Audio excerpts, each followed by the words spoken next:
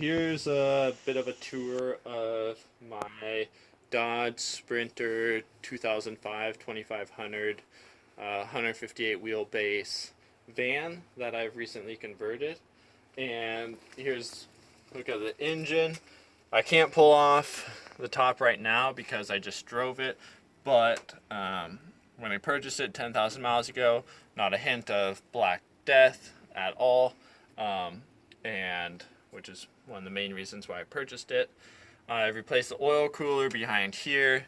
I fixed some of the tubing up here for windshield wipers. Other than that, everything works great. Replaced the oil when needed. And yeah, engine runs great. Come over here and ignore that bright sunlight and we could step into the van itself. And you'll notice first we got a hardwood-esque floor. It is a laminate because of the height. I am almost 5'11" and I can stand up straight. If you're over 6 foot, that will be a challenge, but as it would be in most vans. If we look up in the front here, see just two passenger or a passenger seat and driver seat. I replaced the passenger seat here. It used to be a FedEx cargo van and it had a flip down, so I purchased this and installed it. If we look up here, we'll notice that there is a sound bar, which also put in, that runs off the batteries in the back, and I think it sounds pretty good. It definitely is better than just a portable sound speaker. Then when we look up here, we got the stove right here. It's a 2-burner stove. Both of them hooked up to a 5-gallon tank also in the back. And included is this wonderful oven, which it can get up to 500 degrees or 400 degrees in it. There we go. Does take a little bit to get started, but yeah, sometimes if it is, one thing I don't have in the van is a heater. This will heat it up in like 30 seconds really quickly. So that's something I do in the morning, mostly just when I'm making coffee. So in the back, you'll see a little bit later on the actual canister for it. It is connected back here. As you can see, we have the nozzle, so you can pull this up and remove it very easily if you want to. Also, you'll notice windows, they slide open. I've got one on each side, so a little bit more ventilation. One over here as well. They're also heavily tinted. It's pretty difficult to see into them, which is good for privacy, things like that. Notice up top, storage. I mainly keep food stuffs and, as you can see, quite a bit of Tupperware up there. And yeah, quite a bit of storage up top there. Along with underneath, there are 3 lights. These 3 lights also hook up with the fan, which is right up here. So since I figured cooking, lights, fan all works together in unison, and that's from the switch right over here. You'll notice you have lights up here at the moment. Those are flipped off right when you get into the van, and they're the front 4 lights to the van. So on, off, they are DC powered, also off the battery in the back. Recessed lights sit right in there, work great. Haven't had any trouble at all. Now for the storage in the van itself. Under here, I keep my pots, pans, basically anything to do with cooking. Right in here, nice deep storage underneath the stove. Over here, more drawers. I have my cutlery up here. Here's miscellaneous. I am not using them at the moment. And then we have the fridge itself. So you notice down here, I have it set at 40, low 40s somewhere. I'm not sure exactly what I set it for. But yeah, plugged into a cigarette port back underneath there. You probably can't see it in the video because it's dark back there. I'll show you that in a minute. But it's a 65 quart winter freezer or fridge refrigerator, basically. I've used it before I had the electricity hooked up. I used it as a cooler, and for an entire weekend, a couple ice packs kept everything cold. It is excellently insulated, and it's worked great so far. So that's the refrigerator.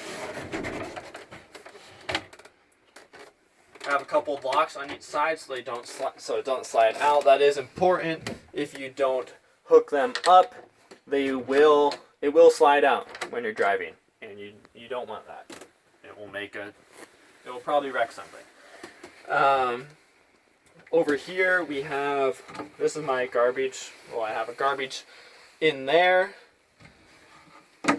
Over here we have a couple cigarette ports, USB, things like that. There is no AC plug-ins in the van itself, but if somebody was so inspired to put an inverter in the back and plug and wire in AC outlets, you can do that. There is wire running through the walls in both locations.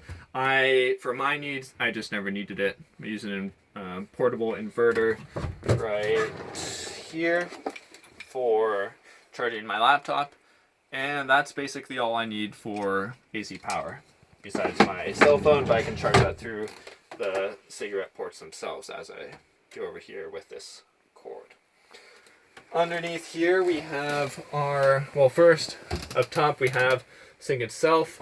This is a soap dispenser, and then the sink.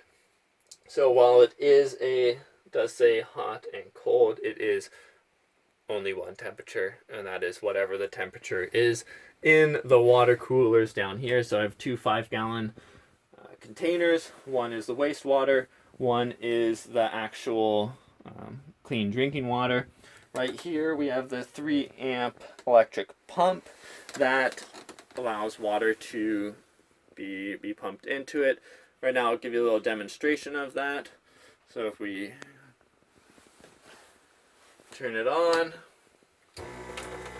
and you can see I have water until the 5-gallon bucket runs out.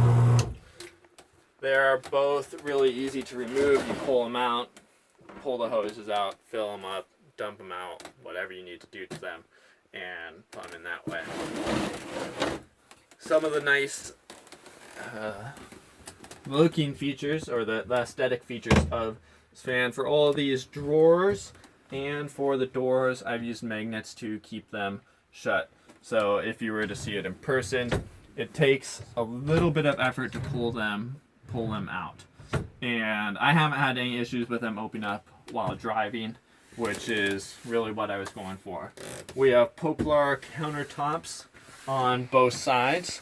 Then we have cedar lining of the entire ceiling and sides of the van. Red cedar, I believe, is what it was. It does give a nice smell to the van itself. Over here we have, yet again, more storage. That's the biggest thing for van life. So in order to get to this storage, take the cushions, push it up. You've got openings here, and then also on this side over here, there is another storage container underneath the bench. Along with that, more storage inside of here for whatever you want, basically. As we move our way to the back of the van, on the right hand side, we got storage. I keep clothes, my computer, books. You'll see a book up in the upper left hand corner. Those are the sheets that also got to tie in with the van. And get my socks out of there. And the bed itself. So the bed is a 5-inch Lucid memory foam mattress. It is a full. You can comfortably sleep 2 people on it. I haven't had any issues with sleeping on it several times. And then for the lighting in the back, we have another switch right here for the back three. So you can turn off the main lights, get into bed, turn on the back ones if you want, and then you're able to switch to the back lights if you please. So we'll now go around back to the solar panel setup along with the batteries.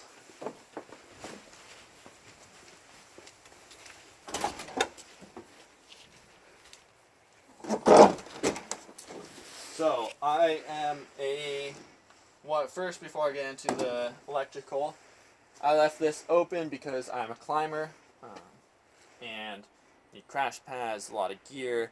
It's dirty, it's messy stuff. I didn't want to get things back here, worry about not wrecking, but getting things dirty back here. So it is bare and empty, but it is a ton of space. So imagine a full mattress, and then that entire space beneath it is basically open for storage.